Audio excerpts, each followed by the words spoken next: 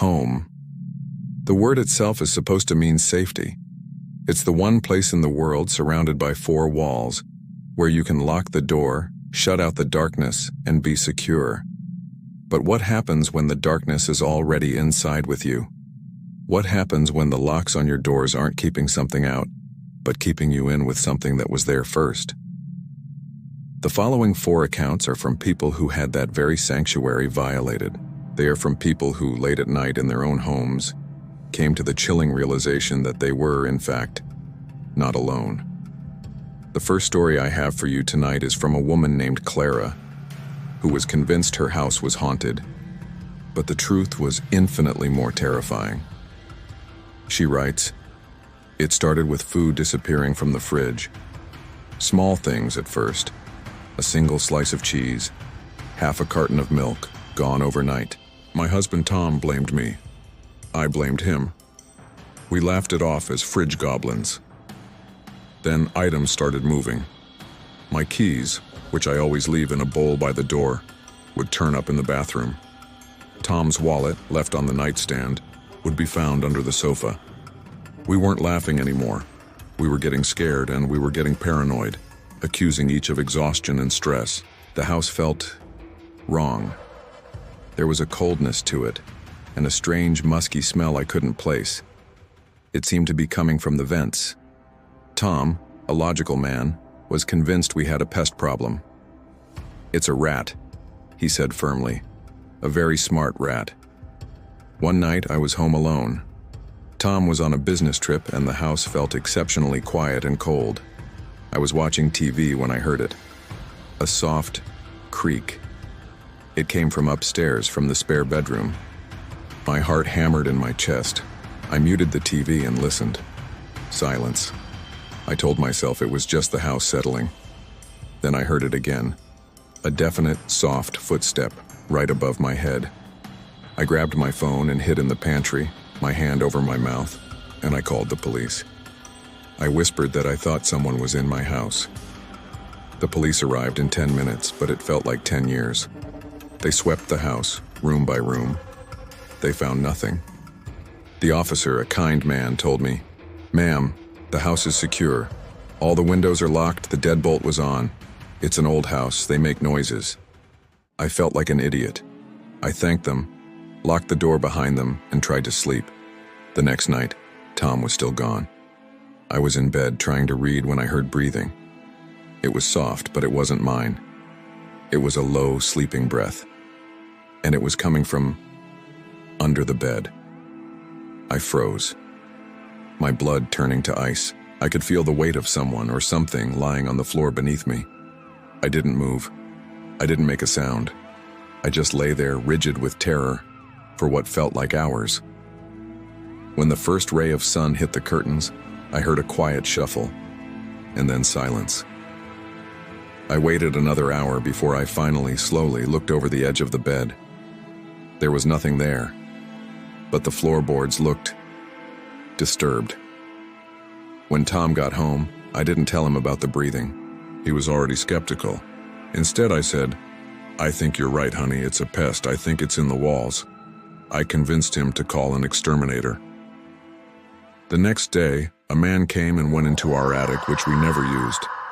After about 20 minutes, he came down, his face pale and sick. "Ma'am, sir, you need to call the police, right now." He took us outside. He pointed up to a small, grimy ventilation grate high on the side of the house, leading from the attic. He had found an insulated, hidden space behind a false wall. Inside, he found a sleeping bag, piles of our food wrappers, empty milk cartons, and my missing keys. He found a small, dark crawl space that ran the length of the house, connecting the attic to the space under our bed. For 6 weeks, a man had been living in our walls, crawling under our bed at night to sleep, and moving freely through our home while we were at work. The police never found him. He was gone by the time they arrived. All he left behind was his nest and a small, blurry photograph he had taken from our spare room. It was of me, sleeping. Our next story is from a man named David, who found that sometimes the thing that's in your house is pretending to be someone you love. He writes, "My son Eli is 7 years old. He has this imaginary friend. He calls him the other boy. I figured it was normal kid stuff. But this imaginary friend was different. Eli would talk to him, but he would also listen. He would sit in his room, staring at the empty corner and just nod, as if he was receiving instructions. My wife, Karen, thought it was cute, but it always gave me the creeps. One evening, I was cooking dinner, and Eli was in the living room, supposedly playing. I came in to tell him to wash his hands, but he was just standing in the middle of the room, facing the wall. "Eli, dinner's ready." He didn't turn around. "Eli, turn around, buddy." He slowly turned.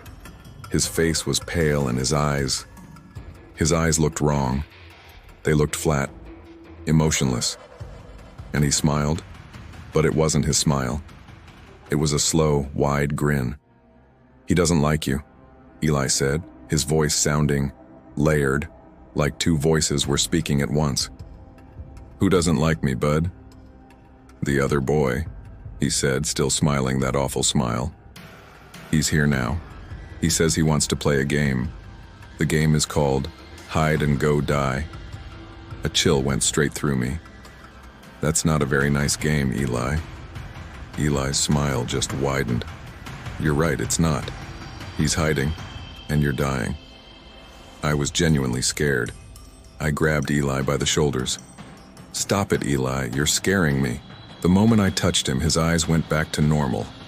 He blinked, looked at me, and burst into tears as if he'd just woken up. "Daddy, I'm scared. The other boy is being mean." I held him, my heart pounding, telling myself it was just a kid with a vivid imagination. That night I was woken up by a sound. It was coming from the baby monitor, which we still kept in Eli's room. I looked at the small video screen. Eli was standing up in his bed, facing the wall. Then I heard a voice on the monitor. A low, raspy whisper. "You're not a very good hider," the voice said. I jumped out of bed and ran to Eli's room. I burst in. He was fast asleep, tucked under his covers. The room was empty. I checked the monitor. It was working fine. I went back to bed telling myself I'd been dreaming. But when I picked up the monitor, my finger brushed a button. The talk button. I realized the voice I heard. It wasn't coming from Eli's room. It was broadcast into it. Someone had another monitor, another receiver, and had been talking to my son, watching him. I ran back to Eli's room, grabbed him, and woke up my wife. We called the police.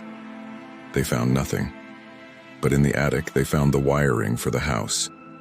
The cable for the baby monitor had been spliced. A second wire ran from it, through the attic, and into the guest room, the room where my mother-in-law had been staying for the past month. She had been the one listening. She had been the one whispering. When we confronted her, she just smiled, that same wide, awful smile, and said, "But I just love my grandson." The other boy told me how. Our third story tonight is from a user who just called himself Jay, and it's about a basement that should have stayed locked. He writes, "I bought an old foreclosure, a real fixer-upper. The bank sold it as is, which meant it was a wreck. But it was cheap. The only weird thing was the basement. The door to it in the kitchen had been sealed shut, not just locked, but sealed.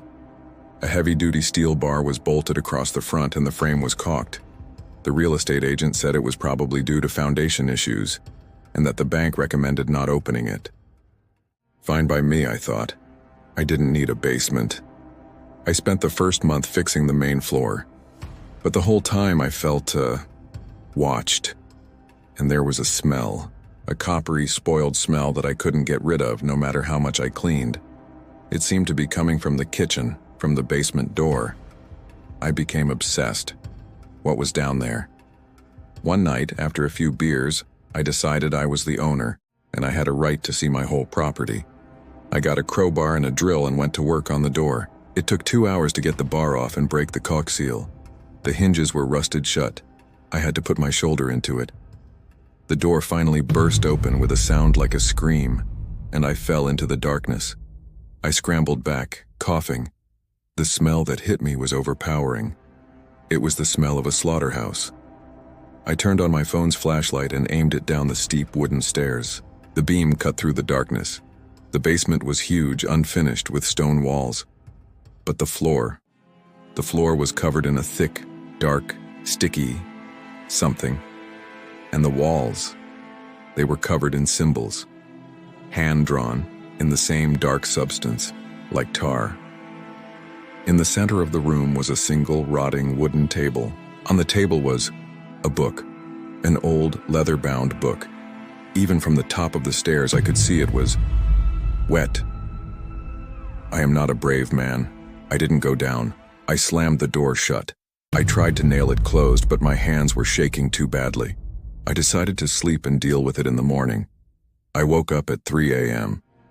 The house was cold, but I was sweating. I knew with a certainty that filled me with dread that the basement door was open. I got up. I walked to the kitchen. The door was wide open, a rectangle of perfect blackness. And the smell, it was suffocating. I stood there, frozen, just staring into the dark. And from the bottom of the stairs I heard a single wet sound. Slap, like a bare foot stepping off a puddle. Slap. It was coming up the stairs. I didn't wait to see what it was. I ran out the front door, got in my car, and just drove. I drove for 8 hours. I left everything. The house, my tools, my clothes. I never went back. I just let the bank take it. For all I know, it's still there, waiting for the next owner. And the thing in the basement, it's probably waiting too. This final story is short, but it's one of the most chilling I've ever read. It's from a college student who was home for the summer. He writes, "I was up late, playing video games in my room. My parents were asleep down the hall. My cat, Buster, was asleep on my bed. Around 2 a.m. I heard my mom call my name from downstairs. 'Michael, can you come here, honey?' It was weird. She sounded strained. 'Mom, what's wrong?' I called back. 'Just come here, please. I need your help.' I got up, annoyed, and opened my bedroom door. The hallway was dark. I was just about to step out when my cat, Buster, shot up from the bed, his back arched, fur on end. He was hissing, not at me, but at the open doorway. He was staring at the dark hallway. 'Michael, hurry up!' The voice called again, this time from the kitchen. It sounded exactly like my mom. I took a step into the hallway, and as I did, a hand, fast as a snake, shot out from my parents' bedroom, grabbed my arm, and yanked me back into the dark. I almost screamed, but it was my dad. His hand was clamped over my mouth. He was pale, sweating, his eyes wide with terror. He put a finger to his lips, and then pointed down the hall, toward the stairs. I listened, and I heard it again. 'Michael, where are you? Come down here.' It was my mom's voice. But my dad was holding my arm and he whispered, 'Don't move.' I heard it too. We stood there in the dark for a full minute, just listening. The thing downstairs kept calling my name. And then we heard the real sound. From my parents' bedroom, behind us, we heard my real mom, who was hiding in their bathroom closet, begin to cry. The moment that sound hit the air, the voice downstairs stopped. The house went dead silent, and then from the bottom of the stairs we heard a new sound, a heavy, angry thud, thud, thud. It was coming up the stairs.